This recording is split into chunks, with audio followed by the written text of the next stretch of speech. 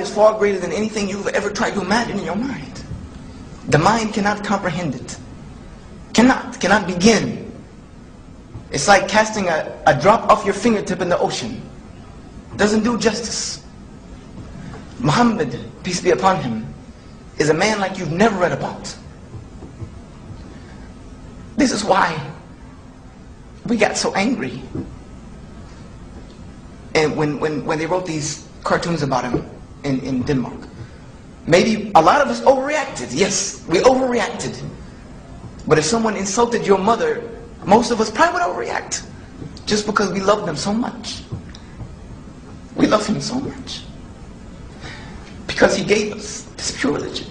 This great way of life that has changed me from being somebody that nobody wanted to be around to somebody who now wants to be around everyone, because I want them to know where I've been and what I've come through. And even though my grandmother passed away in 2002, and my parents are not Muslim yet, I'm working on them. They are very staunch, they are very strict Christians still. But they love me to death, and they love the fact that I'm Muslim. They will stand up and say, in a group of their own congregation, that I'm glad my son is a Muslim, wouldn't want him any other way. Because before, he did not have any respect for me.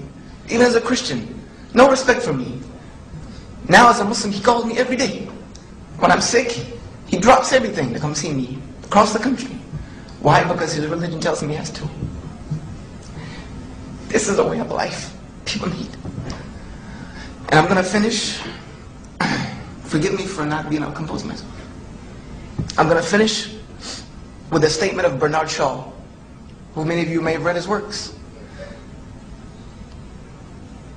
He said about Muhammad in Islam, peace be upon him, that if a man like Muhammad were to assume leadership of the world today, he would solve every single problem. He would solve every single one of his problems during his afternoon cup of tea. This was this man. And this was the religion he founded. I can't remember his name off the top of my head. A man, it was just there, wrote a book called The Ranking 100. The most 100 influential people in history. I don't remember his name. It's one of those things that I've known it forever. And Michael Hart. He's a Christian. He chose Muhammad as number one.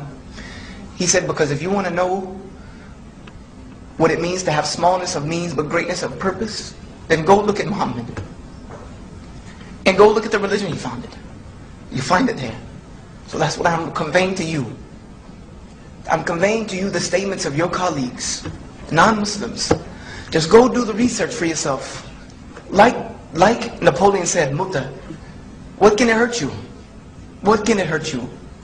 It can either be an interesting study that may lead you to understand 10 million people in this country a lot better, and 2 billion people in the world a lot better, and growing.